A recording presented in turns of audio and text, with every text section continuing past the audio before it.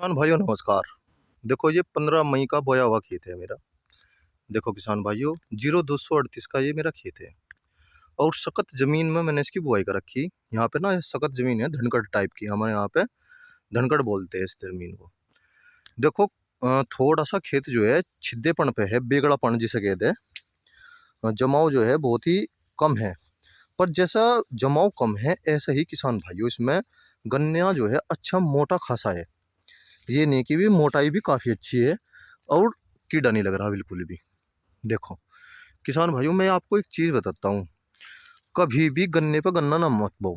जैसे अगर हमने पिछले 5-7 साल से हम गन्ने की बुआई कर रही, तो गन्ने पे गन्ने की बुआई ना करो। हमें समय पर परिवर्तन करते रहना चाहिए। जैसे अब की साल हमने जो है बोड़ बोया, फिर हमने मुड्ढे की कटाई कर ली। उसके बाद किसान भाइयों हमें तिबरसा लेने की कोशिश करनी चाहिए। 3 साल में गन्ने का औसत ठीक आ जाता है, अगर न्यूनतम पैदावार हो रही तब भी। 70 का औसत आ जाओ काफ़ी है।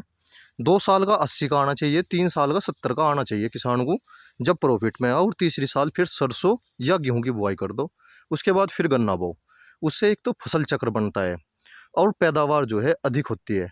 देखो इस गन्ने को जब मैं कटिंग करूँगा इसकी अप्रैल के महीने में या मई के लास्ट में, जब तक इस गन्ने को पूरे 12 महीने हो जाओगे और ये मुझे वही पैदावार देगा जो अगेता गन्ना दे रहा था।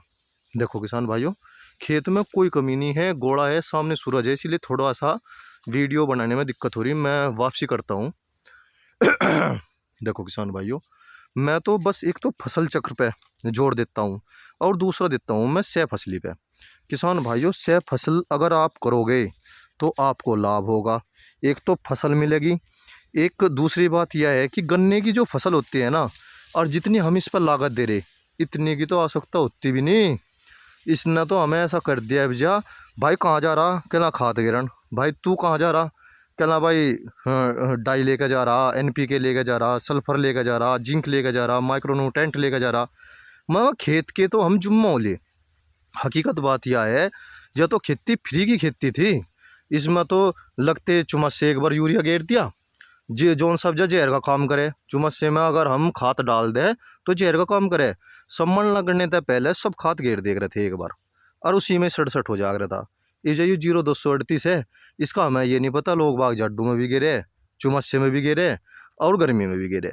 इसके तो जुम्मे सी हो लिए, जिब भी देखे झोली टंगी रहे, फिर कैन भी टंगी रहे। इस बीज का तो सबसे अच्छा फार्मूला है फसल चक्र अपना लो। बिना फसल चक्र के पैदावार नहीं हो सकती बिल्कुल भी। यह सख्त ज़मीन है, इसमें मैंने कभी भी काफ़ी लंबे समय से जो है मैं खेती कर रहा हूँ, मैंने इसमें फसल चक्र अपनाया, उसकी वजह से ही इसमें अब पैदावार अच्छी हो रही है।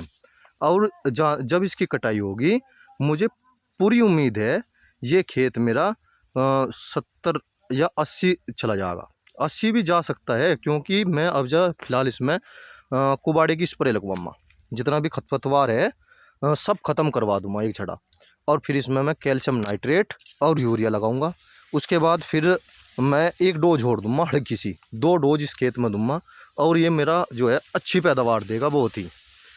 अगर मेरी वीडियो आपको अच्छी लगी हो तो चैनल को सब्सक्राइब करें। जय किसान।